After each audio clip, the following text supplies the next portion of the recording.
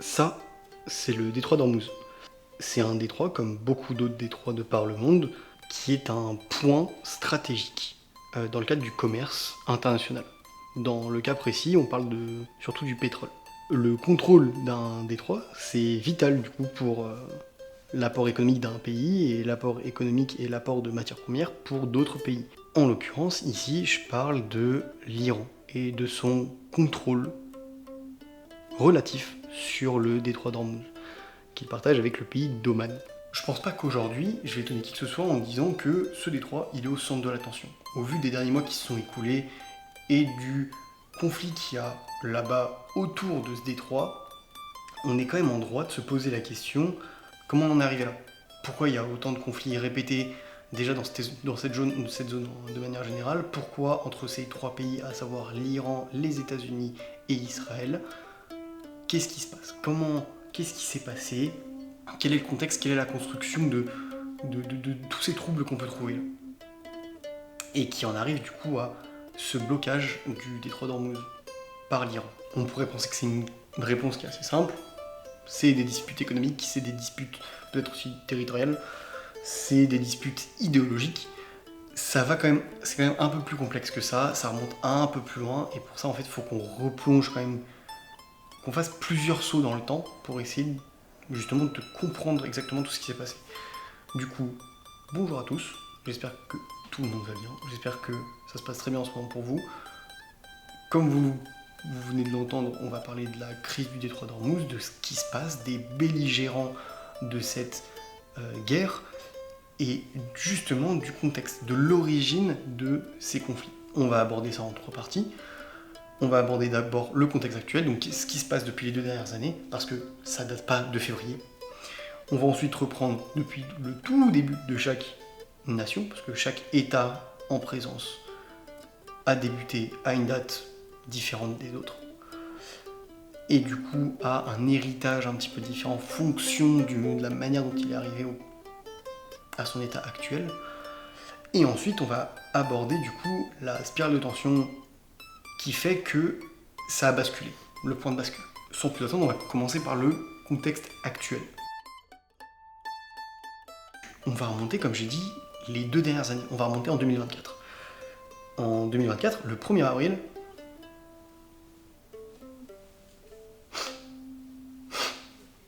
parce qu'il y avait des tensions montantes entre l'Iran et Israël, on savait déjà qu'à ce moment-là, et depuis un peu plus longtemps, on le verra plus tard, Israël et l'Iran, il y a toujours eu des tensions, qu'elles soient, encore une fois, idéologiques, religieuses, politiques, peu importe, tout ce que vous voulez. Vous pouvez généralement y rentrer parce que les deux sont complètement différents sur beaucoup de points. Israël, du coup, le 1er avril 2024, décide de bombarder l'ambassade iranienne en Syrie. Ce qui va causer la mort de plusieurs personnes, forcément. De toute façon, je vais pas nécessairement m'étendre parce que mon but c'est quand même d'être le plus objectif possible et de vous dérouler les faits. Mais je souhaite quand même éviter de parler de la mort de plusieurs personnes. Bien sûr qu'il y a eu des morts. On est dans un cadre d'une guerre après tout. Il y a des morts et des blessés, que ce soit militaires ou civils. C'est pas quelque chose qu'on contrôle, c'est comme ça. Non, moi j'aimerais éviter, partez du principe que pour chaque attaque, il y a généralement eu des morts. Plus ou moins important en fonction. De là, forcément, après cette frappe israélienne, l'Iran riposte, toujours. De toute façon, c'est un mode assez logique au final. Hein. C'est ce qu'on peut voir en fait pendant la période d'avril. C'est surtout des attaques et des contre-attaques, basiquement. C'est des ripostes. De là, on va directement arriver en juillet 2024, toujours. Mais là, c'est de juillet à octobre 2024. On a tout d'abord l'assassinat ciblé par Israël de personnes stratégiques dans la projection militaire de l'Iran. On a par exemple plusieurs cadres du Hamas, donc, qui est basé à Gaza, plusieurs cadres du Hezbollah, qui est basé au Liban. On a aussi des gardiens de la révolution iranienne, qui sont, si je dis pas de bêtises, le corps armé de l'Iran, le corps militaire de l'Iran. En parallèle, Israël commence déjà à ce moment-là les bombardements du sud du Liban pour déterrer le Hezbollah à ce moment-là. De là, on a encore une fois des frappes iraniennes, à nouveau, toujours. Hein, c'est toujours des échanges de missiles, des attaques de drones qui sont le plus souvent repoussées par Israël, dues à des systèmes défensifs très poussés. En même temps, on a les États-Unis qui commencent à intervenir conjointement avec Israël sur des frappes ciblées en Iran et en Syrie. Encore une fois, pour détruire certains assets, certains points stratégiques, certains bâtiments stratégiques qui servent à la projection militaire, à l'information. Bref, pas m'étendre sur le sujet. On va remonter, enfin, on va arriver jusqu'en juin 2025, parce que entre octobre 2024 et juin 2025, j'ai pas trouvé quoi que ce soit. Forcément qu'il va y avoir des tensions, quelques missiles qui ont dû être tirés ça et là. Néanmoins, rien d'extrêmement important. Les 2 phases que j'ai parlé avant, c'était des phases où, je dirais pas quotidiennement, mais c'était bien plus tendu, bien plus intensif, bien plus agressif. Donc on arrive en juin 2025 où Israël décide de lancer l'opération qui s'appelle Rising Lion. Lion rugissant. Lion... Non, pas lion rugissant. Sinon ça serait Roaring Lion. Donc Rising Lion, c'est lion bondissant. Le mot du futuriste cette opération elle a pour but de cibler les centres de recherche et les sites nucléaires iraniens. C'est un des fils conducteurs. Le programme nucléaire iranien est un des fils conducteurs de toute la vidéo. Vous comprendrez au fur et à mesure ce qui se passe et comment tout tourne beaucoup autour de ça aussi. J'ai peut-être spoilé la fin, c'est pas grave. Vous êtes quand même resté là. Ça va débuter du coup la guerre de 12 jours qui dure du 13 au 24 juin 2025. La guerre elle va culminer en quelque sorte la nuit du 21 au 22 juin avec les États-Unis qui vont lancer l'opération Midnight Hammer, donc marteau de minuit, qui va elle aussi être qui va être une opération de lancement de missiles ciblés sur, encore une fois, les sites nucléaires iraniens. C'est un pattern qui commence à se répéter. Donc il y a un cessez-le-feu qui est déclaré le 25 juin. Il faut comprendre aussi que pendant ce temps, pendant le temps où cette guerre est déclarée par Israël, l'Iran est déjà en négociation avec les États-Unis concernant leur programme nucléaire. Honnêtement, le programme nucléaire iranien, il mériterait limite une vidéo à part entière. Moi, c'est pas quelque chose qui va m'intéresser pour l'instant, mais aujourd'hui, le programme nucléaire, c'est un des points les plus importants dans cette guerre. Je pense que j'ai pas besoin de me répéter plus que ça, on va s'arrêter là. Dernier bond en avant, du coup, on arrive en février 2026. Et en février 2026, plus précisément le 28 février 2026, les États-Unis et l'Iran et l'Israël commencent la 4e, on appelle ça ou la 3e ou la 4e guerre du Golfe. Je préfère appeler guerre de l'Iran en 2026. Pourquoi ils n'arrivent pas à s'accorder sur 3e, 4e, j'en sais rien. Donc c'est la date de début de la guerre de l'Iran actuelle, là où il y a ce blocus du détroit d'Ormuz, qui fait que énormément de navires sont paralysés, que la flotte militaire américaine s'est déplacée dans cette zone-là, qu'il y a des échanges de missiles entre Israël et l'Iran, entre Israël et le Hezbollah au Liban. Encore une fois, aujourd'hui, ça ne s'est pas arrêté. Il y aurait eu l'accord de Vienne qui a eu lieu il y a quelques jours n'a pas abouti, car un des points, je vais vous retrouver la source, un des points demandés par l'Iran était l'arrêt des frappes de missiles d'Israël au Liban du Sud. Parce que à chaque fois, ça oblige un déplacement de population. Ce qui s'est passé, c'est qu'au moment où ils voulaient signer l'accord, Israël n'a pas arrêté de tirer des missiles au sud du Liban. Donc, on est reparti.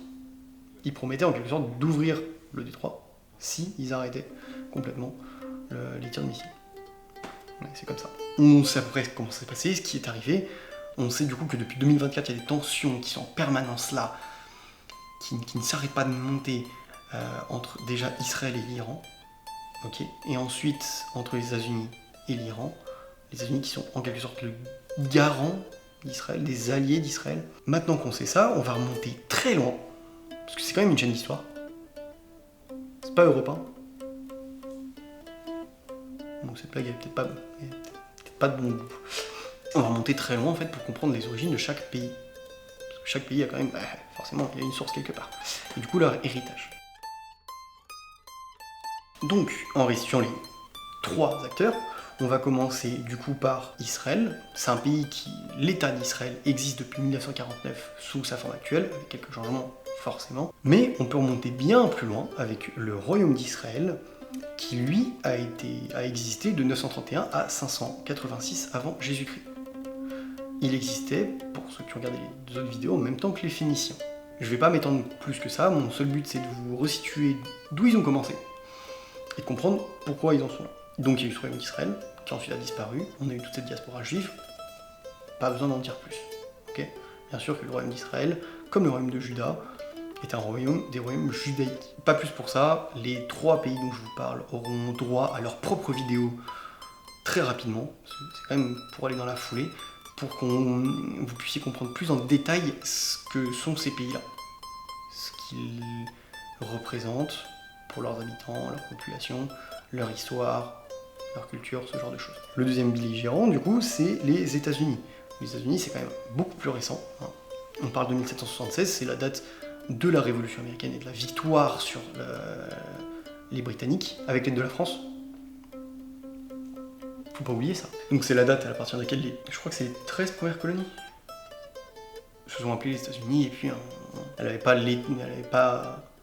la même forme qu'elle a actuellement, mais il s'est passé ce qui s'est passé. Le dernier belligérant, du coup, c'est l'Iran. L'Iran peut remonter pratiquement aussi loin que le royaume d'Israël.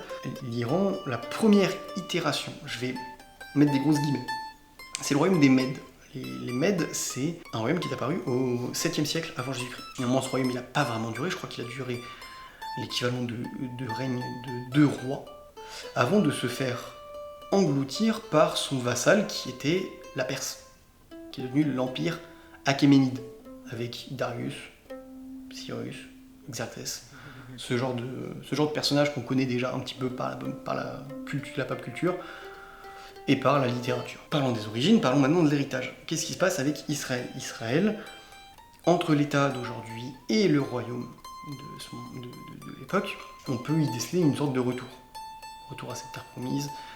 C'est aussi en partie le mouvement sioniste qui a fait que Israël a pu être créé. Enfin, c'est l'appui des États à ce mouvement sioniste qui a fait que les Juifs ont pu retrouver leur terre promise. On sait déjà qu'il y a cette théorie du retour.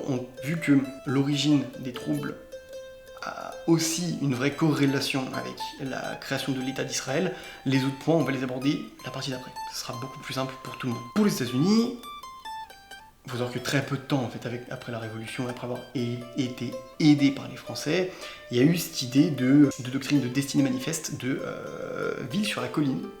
C'est une théorie que je connais pas beaucoup. Ça fait partie d'une... Je crois que c'est un verset biblique que je vais mettre quelque part. Je toucherai un peu plus de points de cette théorie de ville sur la colline, de cette doctrine de ville sur la colline, dans la vidéo séparée sur les États-Unis. La destinée manifeste aussi, néanmoins la destinée manifeste, je pense que plus de gens savent ce que c'est. On sait en tout cas que les États-Unis ont très vite pris leur essor de manière économique, de manière militaire, en faisant plusieurs guerres sur leur propre continent pour grappiller plus de territoires, pour en arriver à la fin à un État extrêmement puissant à la sortie des 2 guerres et qui pourrait justifier par sa puissance son besoin d'intervenir, son interventionnisme et dans une certaine mesure son impérialisme actuel. Pour finir du coup, l'Iran encore une fois c'est un pays qui a une très longue histoire parce que des 3 pays, c'est l'État qui a le plus vécu continuellement, même si c'est sous plusieurs dynasties, il a toujours été là. La plupart des populations qui ont envahi la Perse, comme en Inde, c'est le même cas de figure, les populations finissent par être assimilées par le peuple perse. Donc aujourd'hui, c'est quand même un peuple millénaire, une culture millénaire avec des apports qui sont arrivés au fur et à mesure. On peut quand même y voir de nombreuses périodes de stabilité et de richesse, l'Empire achéménide, l'Empire sassanide, l'Empire parthe, si je ne dis pas de bêtises, les différents califats qui sont succédés, toutes ces entités-là ont contribué à des périodes de stabilité et de richesse. Que dire de plus ? On peut y voir du coup une fierté et un orgueil de la part des Perses, des Iraniens, concernant leur pays et la place qu'ils pourraient occuper sur la scène mondiale. Bien entendu, tout ce que je dis là, c'est à prendre avec d'énormes pincettes. Ce n'est que mon interprétation, peut-être que ça peut aussi être la vôtre, peut-être que votre interprétation est complètement différente, néanmoins, on peut imaginer que ça se passe comme ça, dû à plusieurs événements. Pour le cas de l'orgueil, c'est vrai que c'est surtout sur la longévité, mais dans le cas des Israéliens, on verra après, on peut comprendre leur comportement suite à certaines doctrines, suite à certains événements. Pour les Américains, c'est pareil. Cet orgueil-là, iranien, pour revenir, il pourrait aussi être complètement accentué avec ce qui s'est passé en 1979, la révolution iranienne, qui a donné lieu à la République islamique d'Iran, qu'on connaît aujourd'hui. Du coup, en parlant de tout ça, on va passer à la 3e partie.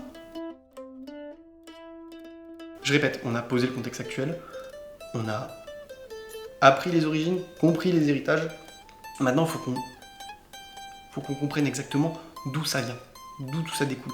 Donc, pour chaque pays, il y a plusieurs événements qui sont un peu tous liés en même temps, qui font que on a du coup cette origine, ce noyau qui fait que ça a pété le 28 février 2026. Encore une fois, on va procéder par pays, parce que c'est beaucoup plus simple pour tout le monde. On va commencer par Israël. Israël, encore une fois, il aurait été fondé, j'ai dit en 1949, c'est officiellement... Donc je me suis trompé d'ailleurs, je suis en teubé. Désolé. Il aurait été officiellement fondé le 14 mai 1948. Ce qu'il faut savoir, c'est que le même jour où Israël a été fondé, plusieurs pays de la Ligue arabe, plusieurs pays arabes, parce que je crois pas que la Ligue arabe existe à ce moment-là, plusieurs pays arabes lui déclarent la guerre dans la foulée. Israël, depuis sa création, a été en guerre. Encore une fois, ce ne sont que des faits. Donc on a plusieurs guerres, donc la guerre israélo-arabe de 1948-1949 qui découle directement de l'indépendance. On a la guerre des 6 jours en 67, on a la guerre du Kippour en 73. Ce sont des noms, ce sont les guerres les plus connues. Bien sûr qu'à mon avis il y en a d'autres, des escarmouches, ce genre de choses, qui font que pas vraiment une stabilité à l'heure actuelle. Toutes ces guerres-là en fait, ça a été, étant donné que ces guerres-là ont été déclarées contre Israël, ce n'est pas Israël qui a décidé de déclarer, Israël a décidé d'adopter la doctrine Begin, ou Béguin. Cette doctrine, elle consiste en quoi? Elle consiste en des attaques préventives contre les potentiels ennemis d'Israël, développant des armes de destruction massive. Nucléaire compris, bah ouais, logique. Du coup, si avec ça, y a pas que ça. On a l'immigration des survivants de la Shoah. J'ai pas besoin de vous faire un dessin, vous savez ce que c'était la Shoah, on l'a tous appris à l'école. C'est un génocide abject, très organisé, très calculé. Et c'est pour ça qu'il en est d'autant plus abject d'ailleurs, c'est par son industrialisation. Et du coup, ce qui s'est passé, c'est qu'à la fin de la Seconde Guerre mondiale, il y avait beaucoup de survivants de la Shoah, je le toucherai un peu plus en détail sur la vidéo consacrée à Israël. Mais il faut savoir que la plupart des juifs qui étaient d'origine de l'Europe de l'Ouest ont pu revenir dans leur pays. Mais la plupart des juifs, même la totalité des juifs qui venaient de pays d'Europe de l'Est, n'avaient plus nulle part où aller. Parce que, historiquement, il y avait déjà un vrai sentiment antisémite dans les pays de l'Est. Aujourd'hui, peut-être que ça a changé. Mais ça fait que la plupart des juifs d'Europe de l'Est ont préféré partir en Israël pour avoir un endroit où vivre. On a aussi énormément de juifs qui ne faisaient pas partie de populations sujettes aux exactions de l'Allemagne nazie, qui se sont quand même déplacés jusqu'en Israël. On a par exemple, je crois, les juifs de Turquie, qui en grande partie sont arrivés sont allés immigrer en fait en Israël. Donc, première chose, des guerres en permanence. À ça, on ajoute une grande phase d'immigration avec des nouvelles personnes qui ont besoin de se loger, qui sortent d'un épisode traumatisant à l'extrême. Forcément, ça commence à être problématique et à être complexe, et ça, du coup, je pense, donner lieu à cette doctrine-là. En fait, ouais, il faut voir Israël en 48 comme un État nouveau, qui se base sur un mouvement qui a été développé pendant plusieurs années et qui a été aidé de grandes puissances comme la Grande-Bretagne, la France, les États-Unis. Mais c'est un État nouveau qui vient à peine de se constituer, qui déjà doit faire face à des États qui lui sont hostiles, ouvertement. Voilà où on en est pour Israël. On va rester au Moyen-Orient, mais avec l'Iran cette fois-là. La première chose de laquelle je veux parler, c'est un homme qui s'appelle Mohamed Mossadegh. Mossadegh. Est-ce qu'il y en a qui le connaissent? Peut-être, peut-être pas. En tout cas, Mohamed Mossadegh, c'était un premier ministre pour le Shah d'Iran. Le Shah d'Iran, c'est l'équivalent du roi, hein, c'est le roi d'Iran si vous préférez. Mais lui était le premier ministre du dernier Shah d'Iran. Il a été premier ministre pendant une période après la Seconde Guerre mondiale, où beaucoup de pays se reconstruisaient. L'Iran, je crois, a été envahi en partie par les soviétiques et les britanniques. Je ne sais plus exactement pour quelle raison, je développerai dans une future vidéo. Mais du coup, après la Seconde Guerre mondiale, se posait la question de où il devait se poser. À ce moment-là, le pétrole commence à prendre son essor, le pétrole commence à devenir la ressource la plus importante, et Monsieur Mossadegh décide de nationaliser l'industrie du pétrole dans son pays. Ça déjà, ça pose problème avec les grandes puissances capitalistes comme les États-Unis, Ça le met, si je dis pas de bêtises, en porte-à-faux en fait avec son roi, qui n'est pas forcément d'accord. Et ça va mener à une opération qui s'appelle l'opération Ajax, qui est un coup d'État orchestré par la CIA et le MI6 pour faire tomber Mossadegh. Ce qui se passe, c'est que Mossadegh, lui, décide de faire un contre-coup d'État. Il décide sans vraiment le décider, il se fait embarquer par l'histoire. On en vient du coup à une période d'instabilité où on ne sait pas vraiment qui est Premier ministre, qui ne l'est pas. Tout ce qu'il faut savoir, c'est que Mossadegh perd, parce que pendant une période, il avait été Premier ministre, il perd ce coup d'État, ce contre-coup d'État. Le Shah ne l'exécute pas, mais il le condamne à résidence. Et ça fait que du coup, les États-Unis et les Britanniques ont réussi à garder et à laisser au pouvoir un Shah pro-OTAN, en quelque sorte. Pro-USA, pro-Grande-Bretagne. Donc ça, si je dis pas de bêtises, en 53. Du coup, de la période de stabilité, c'est pas vraiment une période de stabilité. Le Shah d'Iran, je crois, développe quelques réformes agraires, je crois qu'on parle de révolution blanche, si je dis pas de bêtises. Ça mène à 1979, où l'ayatollah Khomeini, qui était là depuis quelques années et qui déjà était hostile d'une à Mossadegh et de deux au Shah d'Iran, nickel, arrive à prendre le pouvoir. Le Shah d'Iran est obligé d'abdiquer, il décède l'année d'après, l'ayatollah Khomeini s'installe au pouvoir de l'Iran et proclame la République islamique d'Iran. Quand la révolution iranienne se passe, aux États-Unis ça commence à flipper un peu, en Israël ça commence à flipper un peu. Pourquoi ? Parce que Khomeini parle des États-Unis comme le grand Satan. Et Israël, qui est l'allié des États-Unis, forcément c'est aussi un problème à ce niveau-là. Donc on a du coup un pays qui était jusque-là pro-USA, qui passe complètement à l'inverse, mais qui ne va pas rejoindre pour le coup le camp des soviétiques, parce qu'il veut rester neutre. Le tiers-monde, en quelque sorte. La troisième force de cette époque-là. Dernier point extrêmement important, parce qu'on en revient, depuis son ascension, depuis la création de la République islamique d'Iran, on a un programme de recherche nucléaire iranien qui s'est lancé. J'ai plus exactement la date, je mettrai la date quelque part. Mais du coup, on a ce programme-là qui est au centre. C'est le centre, c'est le noyau, complètement le noyau de la discorde et des tensions qu'on a aujourd'hui. C'est ça, c'est le programme nucléaire iranien. Et du coup, forcément, ça cause beaucoup de problèmes à Israël et aux États-Unis, parce que quoi de pire quand on a nous-mêmes l'arme nucléaire que d'avoir un ennemi qui a l'arme nucléaire aussi. Alors, vous me direz, l'URSS en a aussi, ouais, mais eux, ils n'allaient pas trop s'en lancer. Les USA pouvaient se dire, ouais, mais attendez, l'Iran c'est pas pareil, ils peuvent lancer n'importe quand. Et ça, c'est possible. Et c'est flippant. Ah. Pour l'époque, ça devait être bizarre.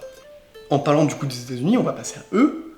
Premier événement important, 1948, si je dis pas de bêtises, je me tais, 14 février 1945, la Seconde Guerre mondiale n'est pas encore finie, pacte de Quincy. Ça s'est passé sur l'USS Quincy, dans le canal de Suez, où le président Franklin Roosevelt a invité le roi saoudien, qui s'appelle Abdelaziz Ibn Saoud, dans le but de discuter des intérêts économiques des États-Unis envers les ressources pétrolières de l'Arabie Saoudite qui venait tout juste de se former. Dans cet échange, on apprend en quelque sorte que... J'ai dit Franklin Roosevelt ? Oui. Pourquoi j'aurais dit Theodore Roosevelt ? Non. Franklin Roosevelt explique que les États-Unis sont prêts à défendre l'Arabie Saoudite pour, en échange justement, d'avoir le pétrole saoudien à disposition. Cet échange est aussi intéressant parce qu'on a une première trace de la demande faite par Franklin Roosevelt pour créer un foyer juif national sur la terre de Palestine. Cette demande est à ce moment-là refusée catégoriquement par le roi saoudien, mais j'ai une lettre, elle est juste là, une lettre de Franklin Roosevelt, à nouveau adressée au roi saoudien, qui demande à nouveau dans sa lettre le projet de créer un foyer juif national en Palestine. On ne parlait pas d'État d'Israël, on parlait d'un foyer juif. Quelle est la différence ? Je ne sais pas. Je sais pas. Donc, de là, on va aller un petit peu plus loin. On a la doctrine Truman qui a été créée plusieurs années plus tard, j'ai plus la date exacte. Monteur.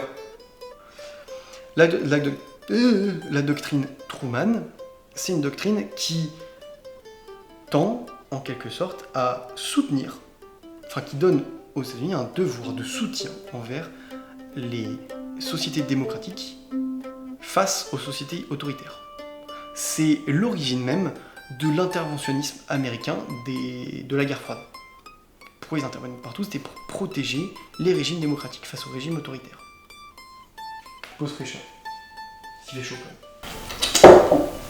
Donc, cet interventionnisme américain typique qu'on a pu voir et qu'on a pu apprendre dans les salles de classe quand on était au lycée, c'est poursuivi par la doctrine Carter. La doctrine Carter, elle parle de quoi? Elle parle d'intervenir militairement pour défendre les intérêts des États-Unis dans le Golfe Persique. Comprenez le Moyen-Orient. Cette doctrine, elle a été développée au moment où l'URSS, je crois, avait envahi l'Afghanistan, et c'est en quelque sorte pour se protéger. Dans le même temps, on peut étendre cette doctrine à tout autre pays qui sont situés dans le Moyen-Orient, qui tentent d'avoir des idées un peu trop dangereuses. Cette doctrine Carter pourrait avoir été utilisée dans le cadre de la guerre du Golfe contre l'Irak de Saddam Hussein. On va finir du coup par le CENTCOM, C-E-N-T-C-O-M, CENTCOM, qui a été créé en 1983. Alors, créé en tant que tel en 1983, mais il a été c'est un département de défense des États-Unis qui est responsable des opérations militaires au Moyen-Orient. Je crois qu'il est même basé au Moyen-Orient, ou je ne sais plus.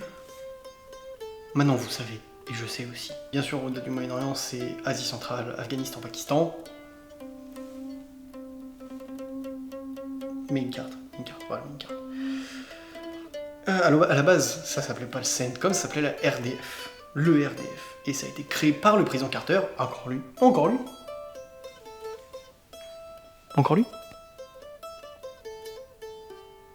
Ouais. En fait, ça a été créé quand Khomeini, l'ayatollah Khomeini, a pu accéder au pouvoir en Iran. Voilà, ils ont eu une puissance aussi, ils se sont dit, il faut qu'on crée un truc, parce que sinon c'est la merde. C'est ce qu'ils ont fait. Bah, on a pas mal d'ingrédients là. Ça nous ferait un beau sandwich, une belle salade. Non, en gros, avec ça, on peut vraiment comprendre que les États-Unis avaient préparé une réponse à la montée de tension plausible qu'il y avait au Moyen-Orient. De là, on en arrive à la situation qu'on est aujourd'hui, et je pense du coup qu'on peut complètement conclure la vidéo. Pas la finir, parler de conclure d'abord. Ok.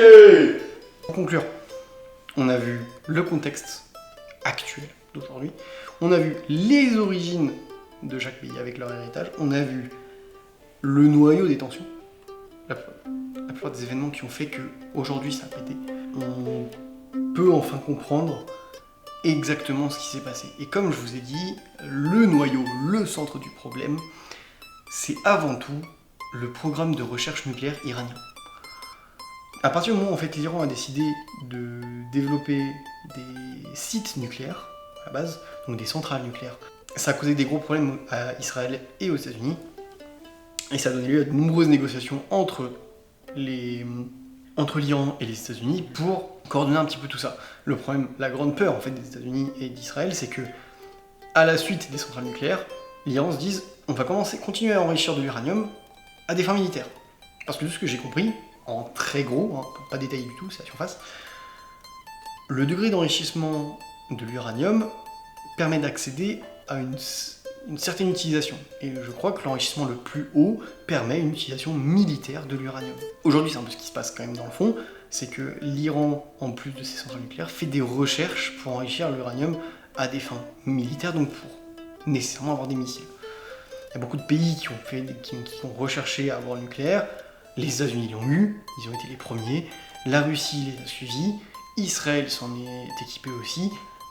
La Grande-Bretagne s'en est occupée. La France a eu son propre programme nucléaire. Si je ne dis pas de bêtises, c'est le Pakistan ou l'Inde? La Corée du Nord est censée en avoir. La Chine en a. Je dis pas de bêtises. Je sais plus exactement, petite carte avec tous les pays qui ont l'arme nucléaire. L'Irak n'en a pas. Ah putain, mais Bush il le savait pas, je crois. Voilà où on en est aujourd'hui. À cause de ce programme de recherche iranien sur le nucléaire, on en est à de nombreuses escarmouches entre Israël et l'Iran, de nombreuses frappes de missiles, de drones, tout ce que vous voulez. Je me dépêche parce qu'il est en surchauffe, il en peut plus le pauvre. Ce que je disais donc, c'est que avec ce programme nucléaire iranien, aujourd'hui on en est à une source de tension sans commune mesure. Et c'est pour ça qu'on en arrive à une situation comme la crise du détroit d'Ormuz, c'est que l'Iran, pour protéger ses intérêts par rapport à sa recherche sur le nucléaire, préfère utiliser des moyens de pression autres en plus des attaques de missiles et de drones en bloquant une partie du commerce international pour le pétrole. Parce qu'on sait que le pétrole c'est l'or noir et c'est ce qui est important pour nous aujourd'hui.